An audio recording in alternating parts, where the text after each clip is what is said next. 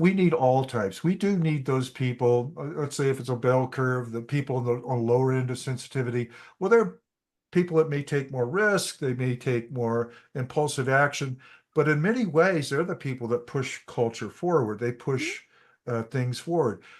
But and our society tends to praise those people and Yeah. reward them very, very well.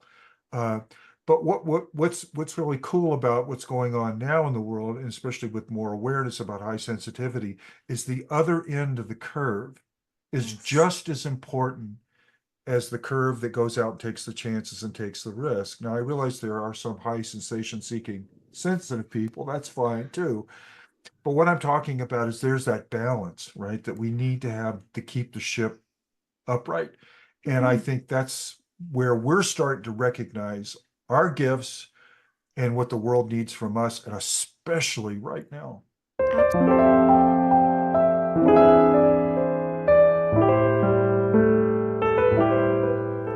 Welcome to Sensitive Stories.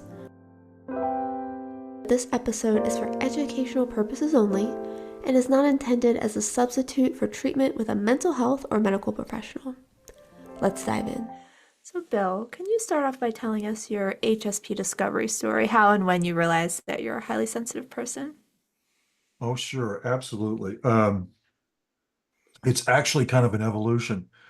Um, as I had noted, as a highly sensitive person, because you know how aware we are of things and how we interact with our environment. I knew from childhood there was something different about me. Of course, I heard over and over again many times, well, you're too sensitive and Uh-huh. you're too emotional and you too handle criticism too poorly.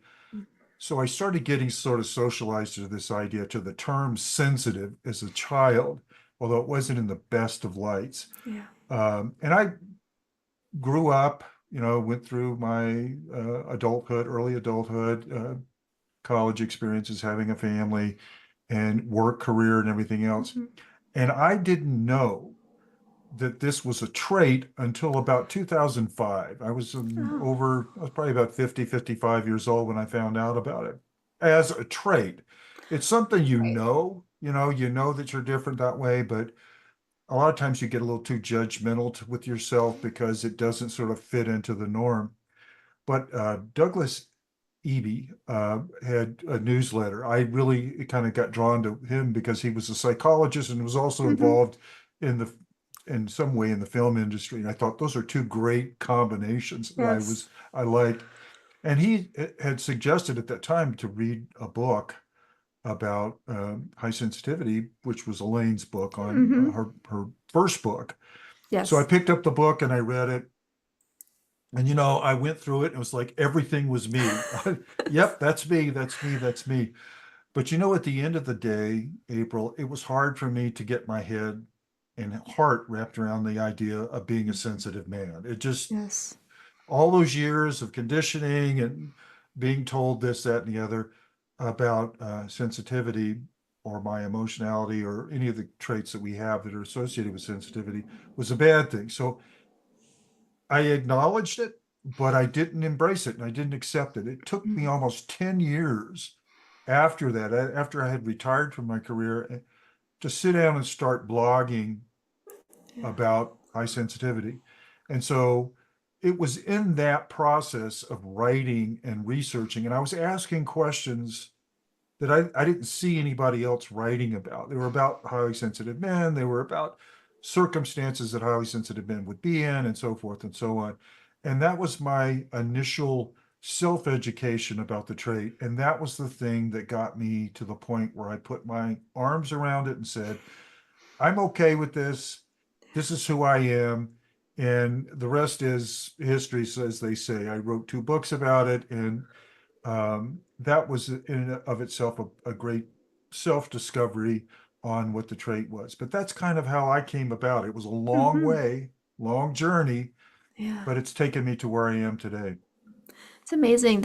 What you're sharing is it resonates so much. And I've heard other stories that are similar where we know there's something different about us early on in life, just by how people respond to our emotions, our experience, or how our experience is so different. But it's different than knowing this is a trait. this is something specific that a lot of people go through. You said it took you about 10 years to embrace it. That's from 2005 to 2015. Yes, Wow. Okay. It's a long journey, isn't it, to accept it, it especially is. when you've been told it's a negative, it's a deficit, especially as a highly sensitive man. Yeah. And I would never tell anybody that I was highly sensitive. I wouldn't just Hmm. start a conversation about it. I was a little bit embarrassed, Yeah. like I said, because of the past training that I had gotten and socialization that I'd gotten as a child. And I grew up in a very conservative part of the country in the South. This is the way men are supposed to behave, and they don't do these things, and those are feminine things, and you don't want to go there.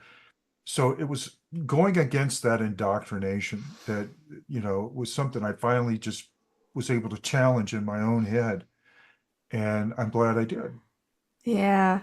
It has to be so counterintuitive to go against what you've been told, almost like going against your own survival or your own acceptance at that deep level of this is how men are supposed to be, this is what's acceptable, and then needing to rewrite that. It must have been incredibly difficult. It was challenging, I'll put it that way. But the Yeah. idea was that you're absolutely right. When you start to realize you're living inauthentically, Mm-hmm. and to me, that because as a highly sensitive person, I think we put a lot of emphasis on meaning and purpose in life. And when you start to realize you're walking a path that's not you, Mm-hmm. and to start opening the door and liberating yourself to being who you really are, that's one of the greatest, I think, gifts of enlightenment for yourself that any person can have. And Yeah. I was really glad to be able to do that. Mm-hmm. Yeah, it's so important. We often aren't living authentically. We're putting ourselves in a box. We're denying parts of ourselves. We're cutting off our emotions as much as we can. I'm curious when you started to embrace the trait, what started to shift in your life? If there's anything you can point to. I I I think, well, first of all, it was certainly I was on a path of self-acceptance. That was really Mm, hard for me up to that point, yeah. is to start accepting who I was. But then I started realizing about the traits themselves, the fact that I had compared myself over the years, especially at work, about how I process things differently than other people do. I process emotions differently. I tend to be more empathetic, like highly sensitive people are. And so learning about this as a trait, and there were behaviors that I had gone through in my life because I wasn't living authentically. I was doing things that were counterproductive to me. And I started to realize why after I'd gone through this and after I had read Elaine's books and especially her great blogs that she has, and writing about them myself. You always hear from therapists, you should write things down, you should journal, you should doing a blog is very much doing a journal, but doing it publicly. And that process itself, being able to question things, being able to research things and get answers to questions I had, explained a lot of my life. So it was a self-awareness thing more than anything else. I began to appreciate some of the things that I'd done in the past that I'd questioned, but now I knew why. And that was very important. Mm-hmm. Yeah, having that context is everything. It really does shift like, oh, this, I'm not living with in alignment with who I am, with my temperament. Could you say more? We've kind of danced around it, but I would love to go deeper into the unique experiences or challenges of being highly sensitive in a man. I know that there's a lot of pressure to be tough, to be stoic, to not be so impacted. I'm wondering, what have you seen with yourself or with your coaching clients around that experience? Well, one of the things I've written a blog recently, right? And I think is when you caught on to it was about diversity within the community of highly sensitive people. And when I was writing at the beginning, I was writing from my experience and generalizing to all highly sensitive men. What I've learned over time is we have a great diversity of people, even within that little narrow slither of highly sensitive men versus highly sensitive people in general. So I try to be careful not to generalize too much, but I do have seen, especially with my men's group, and working with men, highly sensitive men, certain things that I think are challenging for us, particularly challenging. one, again, is living up to that masculine hype, that masculine uh, template that culture has embedded on all men, not just highly sensitive men. And I think in many ways, it is problematic for men, period, because the expectation is that we deny a lot of our humanity in being men. So for highly sensitive men, if I were to go up and ask a highly sensitive man or a group of highly sensitive men, are you concerned about your masculinity? I think the interpretation very often would be, well, not really. But I don't match up to what other men are supposed to be or what the cultural norm is. But they don't sit there and say, well, I don't feel masculine enough. I don't feel like a man inside. Well, this is kind of the rub, right? Personally, you don't feel that way, but when you compare yourself to others, you compare yourself to the norm, that's where it becomes problematic. And I think it's difficult for highly sensitive men very often to talk about that disconnect, that the idea that society says you have to be unemotional, you have to be stoic, you have to know everything. You can't ever have a problem and you can't ask for help.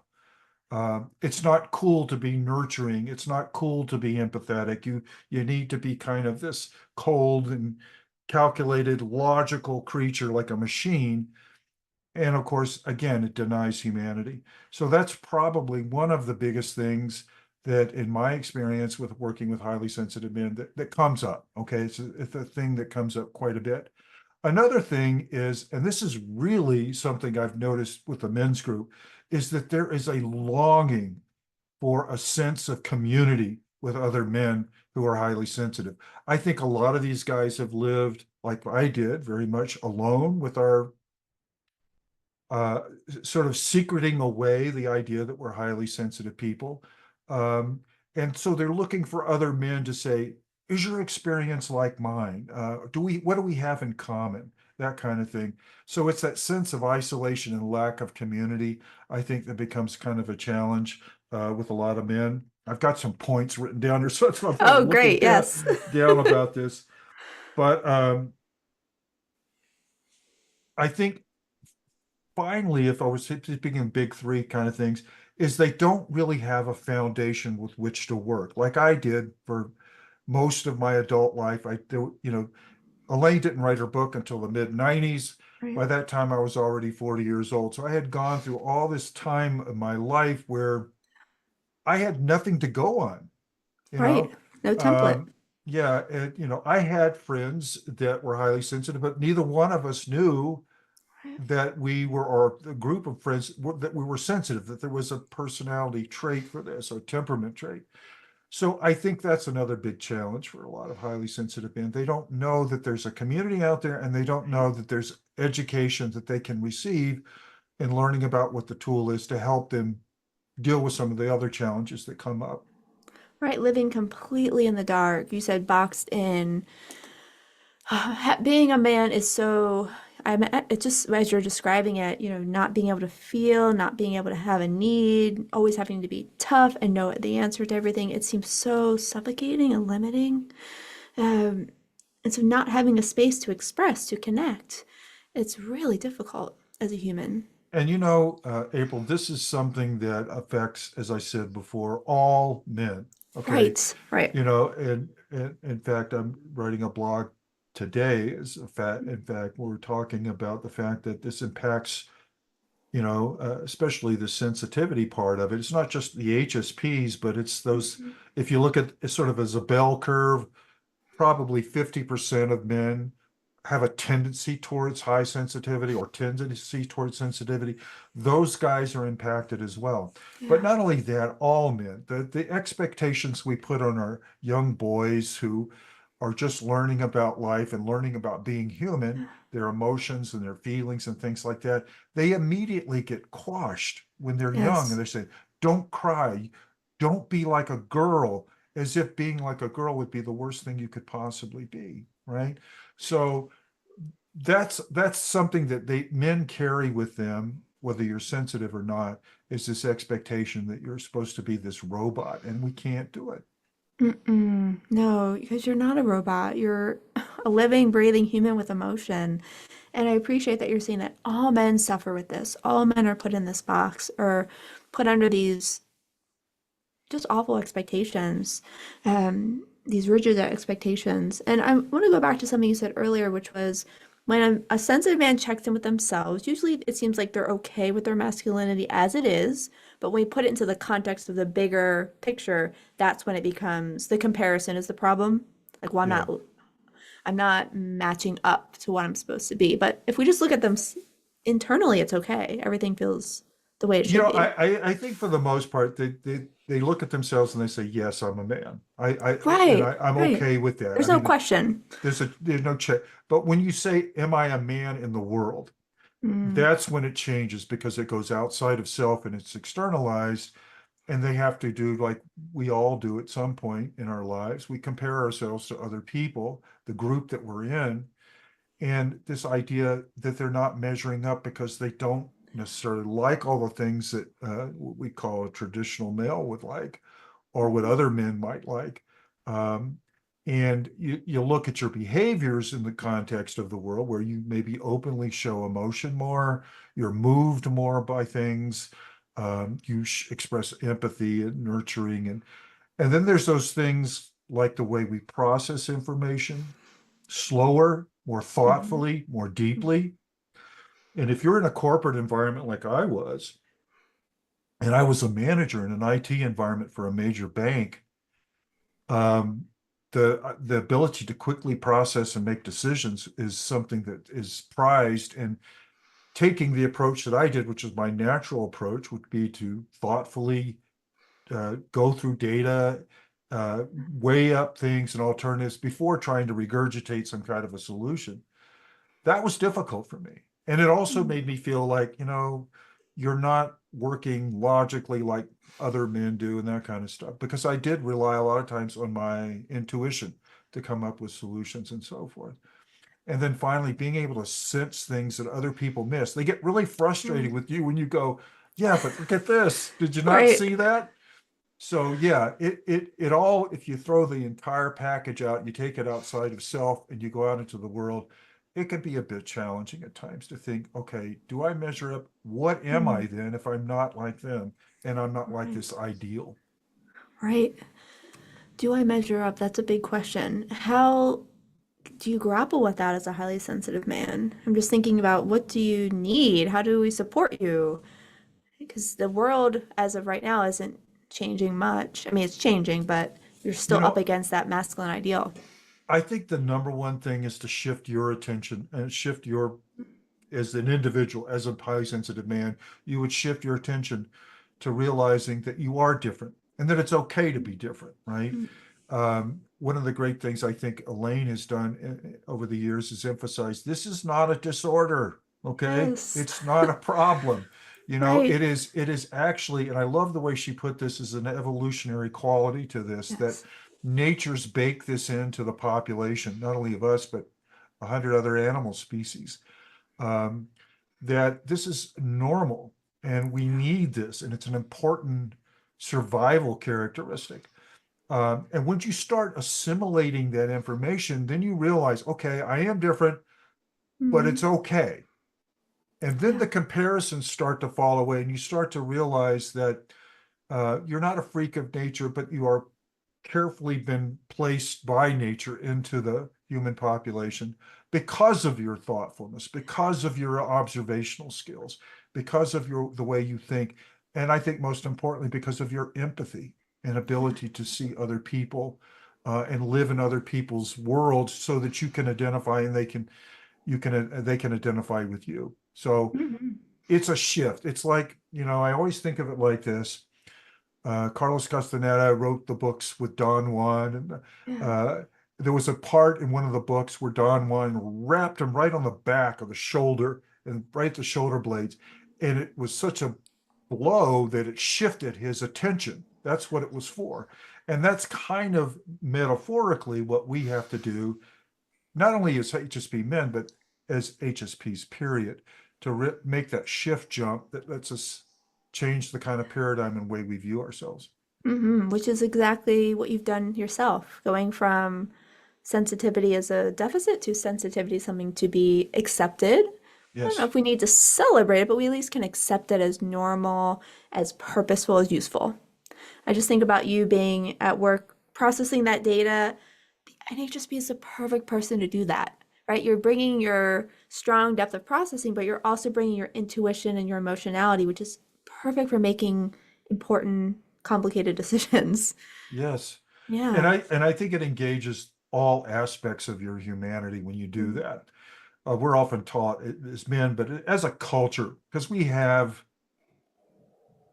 unfortunately, and I hope it's just shifting, is this high, heavily masculine way of running society, and it discounts emotion, it discounts intuition and empathy and those things that highly sensitive people bring to the plate. And I'm hoping that we get more and more of our highly sensitive people, both male and female, Yeah. to start recognizing that, but particularly men, because I think we can be good, excellent role models for other men to utilize those things. Absolutely. Highly sensitive men are can be amazing emotional leaders. Also, as you're talking, I'm thinking we need to redefine masculinity in general to make more space because you can be masculine and intuitive, masculine and emotional, Yes, masculine and nurturing. Uh, and we want to be men to be more whole humans. yes, Right? absolutely. Yeah. And I think that's a very key point. Is that we brace our entire humanity. We have emotions for reasons. Um, Yes. and I'm not discounting emotional regulation. I'm not discounting being able to be resilient with our emotions and so forth. Sometimes they can overwhelm us. But the idea is to suppress or discount them or not even acknowledge them.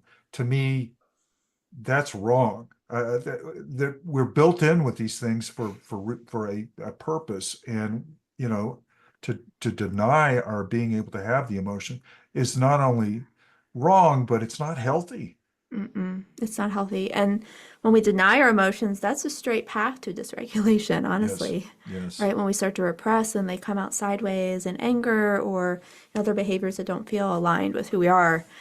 So being able to feel our emotions, you're right, as you're saying, not to a point of them being out of control or completely taking us over, but just having them be present because they do serve a purpose. They're useful. absolutely, Yeah. absolutely. Hmm.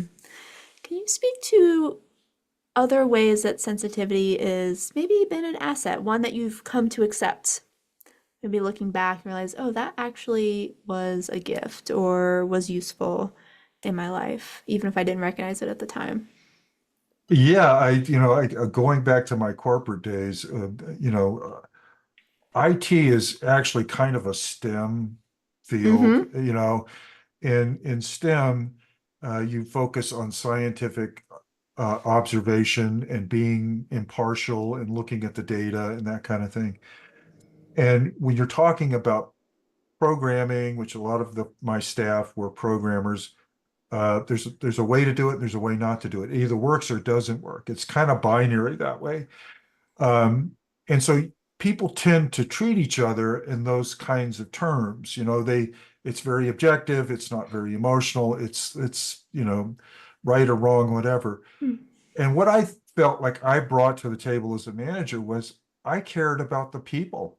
I Yeah. cared about their when they went home at night. And a lot of my staff at the time, this was way before COVID, were working from home. It was an option. It was made available to them, which was really good. But I was uh, tried to be very cognizant of them working way beyond the normal hours and trying to edify them by helping them get the training they needed and all that kind of stuff. So when I left Wells Fargo, when I retired, I got so many heart felt messages from staff who said, you treated me like a human being. You cared about me. And that was so important to me. It was kind of a validation that doing that was a good thing. That was a positive thing. And I think my sensitivity shone through doing that. I was a people manager. They weren't just numbers to me, and they weren't just workers to extract more hours out of. They were human Mhm. beings. And I think that was one of the things that I saw that as an absolute bonus. But you know what, April? I think the greatest thing that I think of the gift of high sensitivity, if you look at the four main characteristics that Elaine has brought up, the does model, depth of processing, overwhelm, happens to happen to us, overstimulation, emotionality, and empathy, and then, of course, sensing the subtle. The output to all of those things, and I think this is something that's very important, is what I call sensitive awareness. It could be Mm. called environmental awareness, emotional awareness, whatever you want to call it. I call it sensitive awareness because it relies on our sensitive processing powers. Mm. And what that does is it makes two things really that are important to come out of that. One is it makes us aware of how our environment impacts us. So we know when something's not working, we know when something's not working well, and it's not good for us. We also know when it is good and Yeah. when things should be encouraged. But the other thing that I think a lot of people miss on this is it also makes us aware of our impact on other people. That Yes. makes us aware. There's so many people that walk through life, you know, we use this term narcissist too, maybe a little too Yeah. much in our society, but the point is they're not aware of what they're doing to other people. And a lot of people go through life never paying attention to that. Highly sensitive people, I think, have that in complete reverse. We Yeah. are very much aware. If I say something that hurts your feelings, I feel it. I You know know it it. right away. And Mm-hmm. that's what that sensitive awareness does. And I think that is by far and away the greatest gift. If you were to do it in sum of what all of our attributes and traits and characteristics, that's the output, is that Mm-hmm. sensitive awareness. Mm, beautifully put. Because we are really taking in the big picture, not just our own experience, but our impact on others, what others need, how to make this whole thing work. And it's going back to that, the evolutionary purpose of our trait, we're noticing.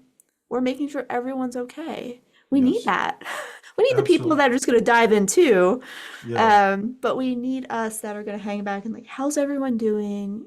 How can I be a positive influence? Which is exactly what you did at work, maybe without even knowing it, just like yeah, being yourself.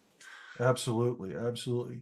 And that's important. A point you made just a second ago is that we need all types. We do need those people. Let's say if it's a bell curve, the people on the lower end of sensitivity. Well, they're people that may take more risk, they may take more impulsive action, but in many ways, they're the people that push culture forward. They push things forward.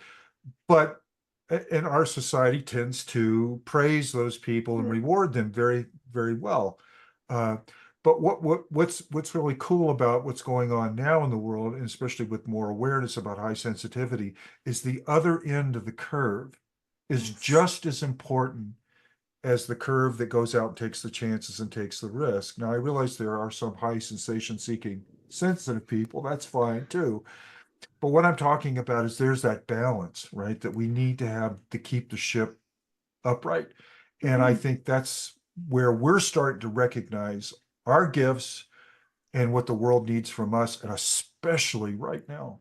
Absolutely. Right. We're realizing that it's a collaborative effort. We need each other. Yes. It's not all just the kind of risk takers, extroverted, like hyper extroverted people who are out there jumping right in. We need that balance from the sensitive people as Absolutely. well. Absolutely. Yeah, absolutely. And I think as more people find out, more people come online, if you will, people come Mm-hmm. on board with the trade and recognize it, you'll start to see some movement there. I'm seeing it now and sensing it now, and we just need to keep educating our peeps, right? That's right. That's really it. You know, just letting folks know that this is real, this is important, it's naturally occurring, and so this next generation or next few generations can grow up knowing about it, not feeling different or ostracized or repressing their sensitivity, but using it as a gift or as a tool. Yeah, and I kind of like to look at it that way too. Hmm. I know a lot of people say it's a superpower and all that, and there is a gift to this. There is a giftedness to this. Right. But if you look at it in the whole context of things, like we're talking about the bell curve, that we're all in this together and we all need Yeah. each other, that it's just a way that nature has said, I'm going to Mhm. take a certain percentage of people and they're going to be the risk takers, and another certain percent that are going to be the thoughtful, cautious advisors and Yes. counselors, spiritual people Yeah. to a lot of extent, to offer that balance. Mhm. And I think that's how I look at it. It's just a natural thing. That's it. It's it. And I've kind of pulled away from that superpower label because I do want to emphasize that this is just what we personally bring to the table, and then we're balanced out by the folks that who aren't born with the highly sensitive trait. So let's just normalize that. This is what I Exactly. bring, this is what you bring. We're all working together. Exactly. I Yeah. totally think that's a perfect way of putting it. Yeah. So as we're able to step up and use these abilities, how do we keep the overwhelm at bay? Or how do you personally keep that at bay so you can show up with your thoughtfulness and your creativity and your empathy and your intuitiveness? Yeah, that's a great question because it weighs on just about every highly sensitive person I Yeah. know. How do I deal with my overwhelm? How do I deal with Mm-hmm. overstimulation? The thing about it is, and something I learned before, right after I left corporate, I started my own business in Bend. It started off as a hypnosis business. It was kind of what I call hypno-coaching. I was helping people with things. It wasn't therapy, and I never tried to pretend to be a therapist because that's not my strength, or it certainly wasn't what I was certified to Mm-hmm. do. But I used hypnosis as a way to help people calm down, to relax, to de-stress. And I had Mm-hmm. some great tools I used. It Yeah. was a lot of fun. I love working with people. But I then branched out into doing neurofeedback brain training. And I Mm-hmm. found a really good tool from some other people that I had worked with before. And what it did essentially is using neurofeedback to help train the brain to become more resilient. Mm. And it was what was so cool about this tool. It didn't require a lot of neurofeedback stuff requires an interactive, you do this and it moves a thing, and then this is none of that. It was basically put on the headphones, let me put the sensors on your scalp, and the software and your brain interacted, and I just backed away.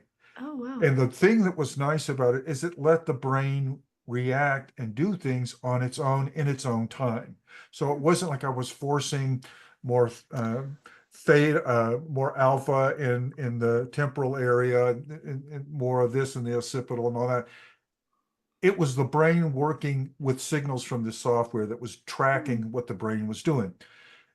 Complicated sounding, but it was really quite simple. Mm-hmm. And I did it on myself. And what I found is that I was more resilient.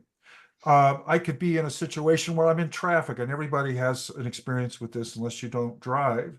Sure. Um, is that you're caught in a traffic jam, somebody cuts you off, you have a natural reaction to be angry, whatever. I found that my brain wouldn't go there. It was like a memory that said, you need to be angry, and my brain was not allowing that to happen. So the upshot of all this, and why I'm telling this, is because it taught my brain resiliency, recovery time. So I don't think there's any way we're ever going to get rid of overstimulation and Mm-hmm. overwhelm for highly sensitive people. But the important thing is, how quickly do you bounce back? How do you get back to your normal homeostatic state, that you're feeling at peace and calm and so forth? And so there's lots of ways of doing that. There are brain training techniques. They don't have to be used with a software or electronics or anything like that. Meditation, breathing exercises. I was just thinking about Andrew Wells. Mm. Um, I think it's 478 or whatever is the Yeah. Mm-hmm. countdown. Simple, easy, portable. You carry it Yes. with you everywhere you go. Learn a meditation technique. And there's nature. Go out and walk in nature. Go take an Yes. hour walk. Be by yourself. Let yourself calm down. And as you're doing that, you're also training your brain. This is how to get back to where we were. This is how we want Mm-hmm. to get back. And over time, you start building the resiliency. And so I think that's the key word. We're not going to get rid of overwhelm. We're not going to get rid of overstimulation. But how do we deal with it when we get there? How long does it take us to come back? And so that should be, in my opinion, that should be the kind of the emphasis that we should be looking at. And a million different ways to skin that cat, but the simplest, easiest ones are learning things like meditation, breathing exercises, and going out in nature. Those are, and there's benefits in going out in nature, obviously, but the Japanese do what they call forest bathing. There's a Yes. Japanese term for it. I can't remember what it Yeah. is, but trees emit a certain chemical that we breathe in and absorb when we're around them, and it does affect our state of mind. So it's not just being around green stuff. It's Right. also about being out where nature's interacting with us as well. Exactly. Taking a more active role in the process. I think a lot of times HSPs assume I'm just overwhelmed. I'm stuck in this state. I can't do anything about it. But as you're saying, doing something about it. Take Absolutely. yourself out on a walk in the woods or at a park where you can be around some trees. Do some mindful breathing. Lots of different, and as you're saying, there's so many different practices. Find what works for you. Yes, absolutely. Every HSP is unique. It's not a one Yes, size fits all. That's the beauty though, that we can lean into whatever makes us feel more relaxed and helps us recover because we that's are resilient. I always think about that. Just think about all that we experience and take in, and yet we still keep going. that's right. We're going to bounce back anyway. And I guess the thing about it, the dread of overstimulation is how long am I going to be down? Right. How am I going to, and there's nothing wrong with taking the time you need. But the point is, if the idea is that you want to be able to recover quickly and forward thinking into the idea that next time I hit a stimulation overwhelm moment, maybe my overstimulation won't be as great as it was before, Yes. right? And I can Yes. recover quickly. So that's kind of the way I look at it. Yeah, can I have a different experience? Right. Just as you did with anger in when you're stuck in traffic, we can have a different experience. We can Yes. kind of I'm not sure, disarm those alarm bells. Yes. Yes. Yes, if Exactly. we are taking care of ourselves. Yeah, thank you for that. It's always a good reminder to hear that we're not stuck in the Absolutely. difficult parts of being sensitive. And I think that's what a lot of highly sensitive, especially what I consider the newbies that are coming on board. Hmm. I just found out about it. And then Yeah, they list all the things that are wrong in their life because of what they yeah. think is attributable to high sensitivity. There are challenges, let's face it. I'm not going to say there aren't, Mm. but they're all manageable. Every single one of them are manageable, but you've got to educate yourself. And you're right, you have to be active. You have to approach this not from a passive point of view, but from an active point of view. Mm-hmm. Right, we can have a different experience than maybe the one we've already been having before we realize this is a trait, Yeah. and it's just a matter of making some adjustments. Yes. Yeah, that's it. Well, I want to carve out some time to talk about your books because you've written two books for highly sensitive men, Confessions of a Sensitive Man, and on Being a Sensitive Man. And you share with me that you're also working on a novel, which is very exciting. Yes.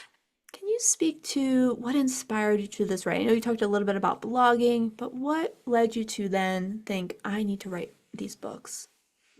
Well, actually, I think to the preface to the first book I wrote, um, I think it was, and it's not an exact quote, but I wrote this book from my older self to my younger self, Mm, uh, sharing my experience. The first book was a experiential book. It was about my experiences of being a highly sensitive man. And I've had lots of men write to me and say, you know, you captured exactly what I was feeling or what I was doing.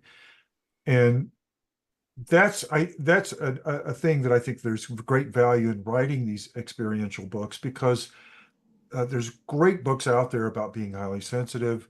mm, There's great books out there about being highly sensitive men, and very often they come from a point of a psychological point of view, which is right. important that we understand that part of it. But it's also nice to have sort of a layman like myself come in and write a book about this was my life, this is what it was like. And so the inspiration essentially was I wanted to put all that information that I had accumulated and using some of the blog articles and reworking them for the book to be able to share those experiences with other men. And I think that's very important. That's that sort of reaching out, sort of offering up some community to Mhm. these men that they may never have had before in their lives. The Yeah. second book was written basically as okay, here's all the things I learned, right?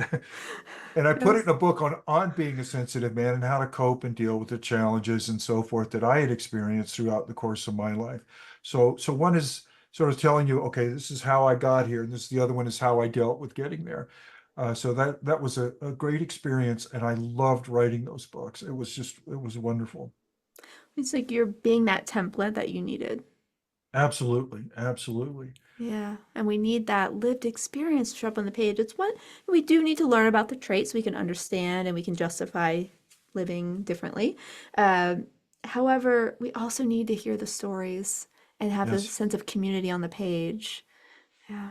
Absolutely, absolutely. And that's kind of the science is very important. It is for somebody like me. I really love to Mm-hmm. read the books that Elaine's done and Yes. some of the other people, the psychologists that are out there, and always follow the studies that they're doing out of Michael Plewis Yes. and others who are working on doing this research. But you're right. It's the other metaphor I used in the beginning of the book was it's the old guy sitting around the campfire sharing stories with the younger people, right? Yes. And that's kind of how I looked at the book from a metaphorical standpoint Mm-hmm. too.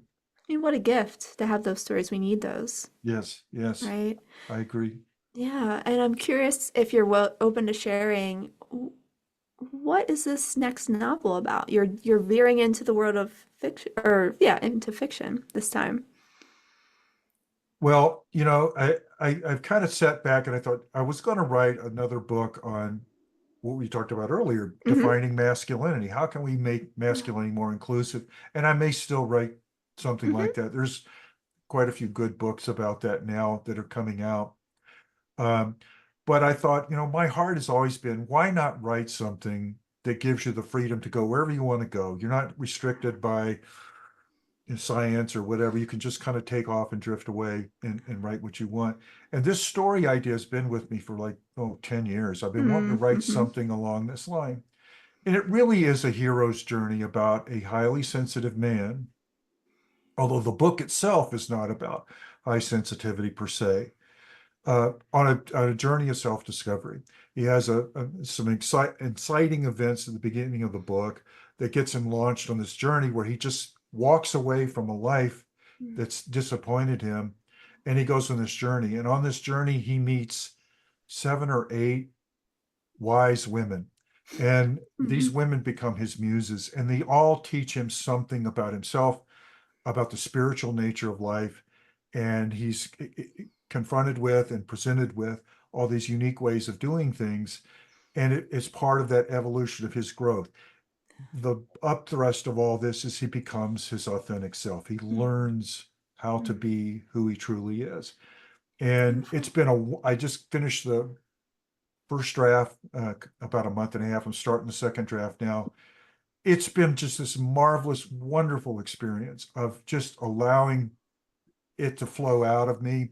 Mm-hmm. And I'm just looking forward to getting it published and getting it out there. I think it's a book for could be for highly sensitive men, but I think it's a book Mm-hmm. for everybody. There's something in there for everyone, male, Well, female, and so forth. it's so relatable just hearing this journey of, finding yourself and allowing yourself to be inspired and kind of pull down those walls and come back to self. I mean, that's such a important story.